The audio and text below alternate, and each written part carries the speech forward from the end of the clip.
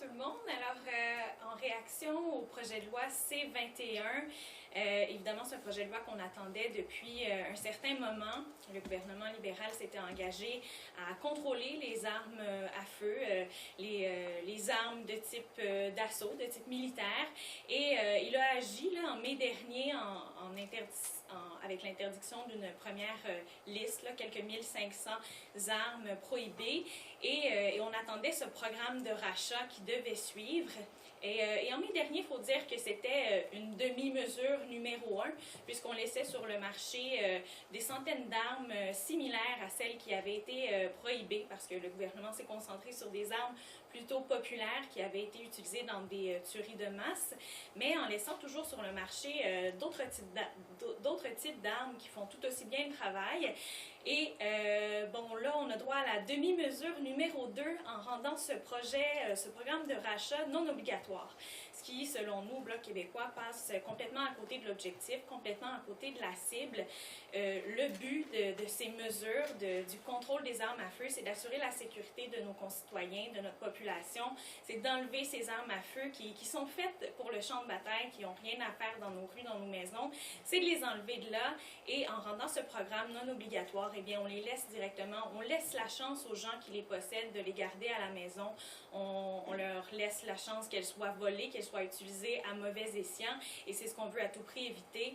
Alors un petit peu déçu de ce projet de loi aujourd'hui. Nous allons maintenant prendre les questions pour à peu près 10 minutes, en commençant par les questions au téléphone. Opératrice, avons-nous une première question? Oui, notre première question est de Catherine Lévesque de la Presse canadienne. À vous la parole, please go ahead. Oui, bonjour, Mme Michaud. Que pensez-vous du fait de donner aux juges la permission d'interdire les armes de poing, alors que techniquement, cette responsabilité incombe aux provinces? Bien, écoutez, on trouve que le fédéral se déresponsabilise un petit peu dans ce dossier-là en pelletant ça dans la cour des municipalités parce que là, les mesures pourraient changer d'une municipalité à l'autre. C'est ce qu'on se rend compte et on sait que les budgets de ville ne sont pas tous les mêmes.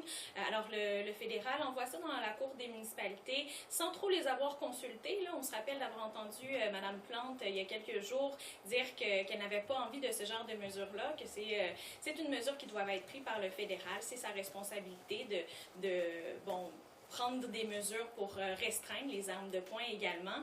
Alors, d'envoyer ça dans la cour des municipalités sans leur dire de quelle façon ça va prendre forme, sans leur donner des moyens supplémentaires d'agir, eh bien, on pose plusieurs questions. On aimerait que ça reste un dossier du fédéral qui prenne ses propres responsabilités.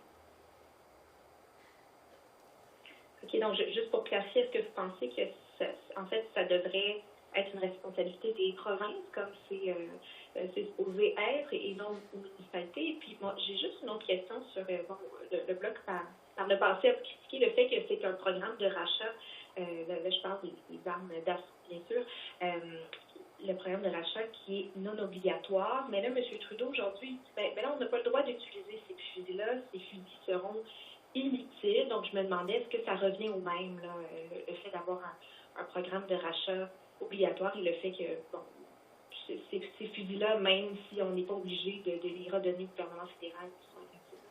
Bien, pour moi, c'est primordial, le programme de rachat, parce qu'il y a bien des choses dans la vie qui sont illégales et les gens les utilisent quand même. Et le fait de pouvoir les garder à la maison, bien, ça change tout. On peut tout de même les utiliser, même si c'est illégal. On sait que les gens le font. On sait qu'il y a des gens qui n'ont pas nécessairement leur permis, qui n'ont pas enregistré leurs armes et qui en ont quand même, que les armes sont importées illégalement. Donc ça change tout de devoir redonner l'arme au gouvernement, d'avoir une compensation pour. Je pense que c'est la chose à faire si on veut aller de l'avant avec une mesure qui est complète. Sinon, ça la rend facultative et on manque l'objectif complètement. Nous allons maintenant prendre des questions dans la salle. David? Hi, Madame Michaud. Bonjour. How are you today? I'm good. How are you? Good, good, good.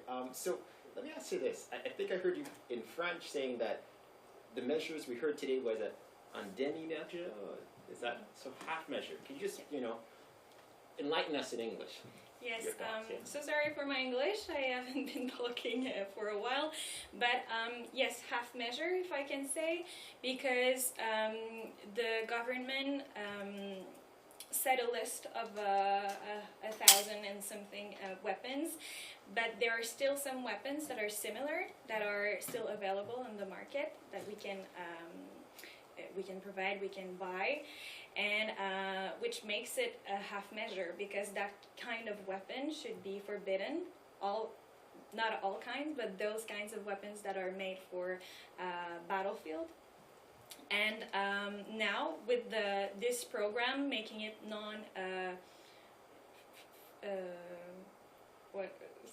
obligatoire?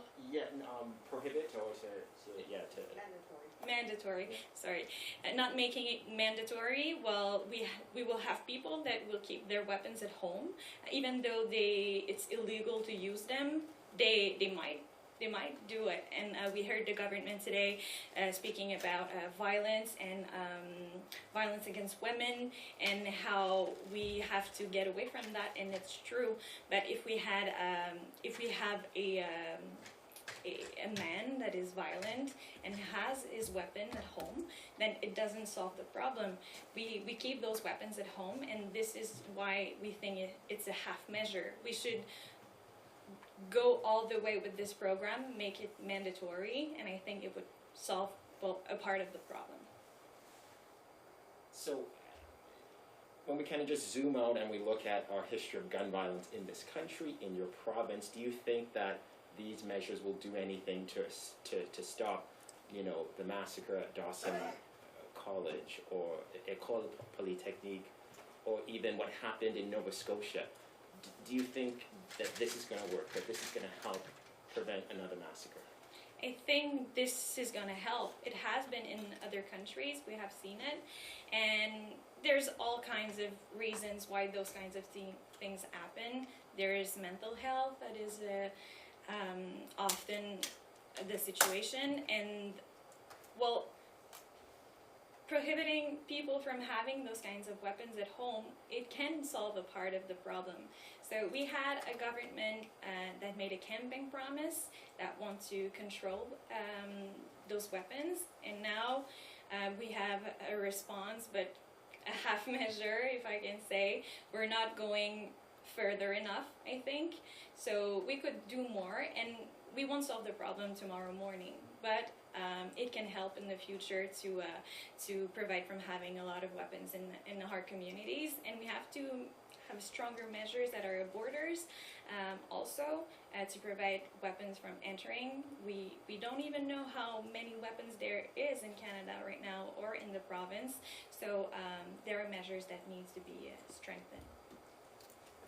Et encore une fois, nous allons prendre une question au téléphone, l'opératrice. Merci.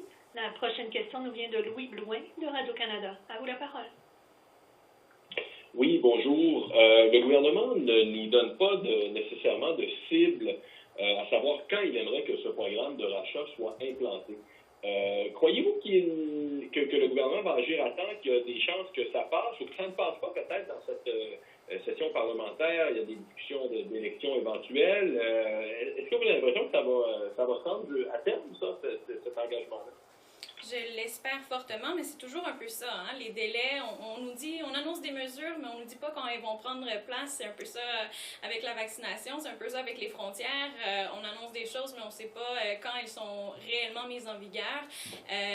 J'espère fondamentalement que ce projet de loi-là va aller de l'avant avant qu'on tombe en élection, ou que le gouvernement lui-même décide de y aller, parce que ce sera encore une fois une promesse non tenue, où on essaie de plaire à tout le monde, de dire ben oui, on va faire ce qu'on a dit, on va essayer de tenir la promesse, mais finalement trop peu trop tard, on tombe en élection.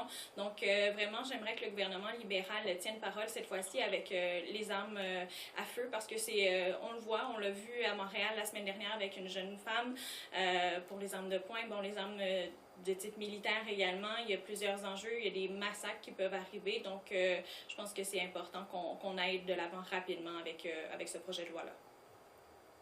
Je vous demande de spéculer un peu, mais pourquoi pensez-vous que le gouvernement a décidé de ne pas y aller avec un programme obligatoire? Est-ce qu'il a peur, d'après vous, que ça coûte trop cher, que ce soit impopulaire? Quelle est votre lecture de la situation?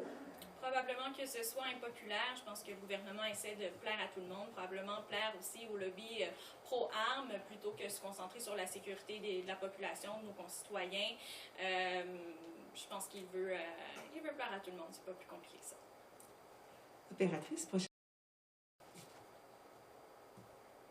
Merci. La prochaine question nous vient de Marie Dastel du Devoir. À vous la parole. Oui, bonjour, j'ai une question assez simple. Je comprends vos réserves au Bloc québécois sur le projet de loi, les demi-mesures, qu'il est imparfait, mais j'aimerais savoir, est-ce que le Bloc québécois appuie ou s'oppose au projet de loi? Je veux dire, dans un contexte de gouvernement minoritaire, vous votez pour ou contre? Eh bien, on va voter certainement en faveur du principe du projet de loi parce qu'on veut aller l'amender. Comme je disais, pour nous, c'est essentiel que le programme de rachat soit obligatoire. Donc, si on veut aller le modifier, si on veut aller l'amender, il faudra être en faveur du principe. Par la suite, on pourra travailler en comité parlementaire pour l'améliorer, pour le rendre plus contraignant, mais c'est pas demain la veille. Et donc, cette volonté de voir le programme de rachat obligatoire, que le projet de loi soit amendé en ce sens, est-ce que c'est une condition sine qua non à ce que le Bloc québécois appuie le projet de loi? Vous mettez ça comme condition non négociable? Le diable est dans les détails. Hein? Il y a plusieurs autres choses que contient ce projet de loi-là. Il faudra l'analyser comme il faut avant de parler. Là. Je dirais que pour nous, honnêtement, le programme de rachat doit être obligatoire. Après ça, on peut voir de quelle façon on va s'entendre avec le gouvernement. Et nous allons maintenant prendre une dernière question au téléphone. Opératrice. Nous n'avons plus de questions pour le moment. Ceci met fin au point de presse. Merci. Merci.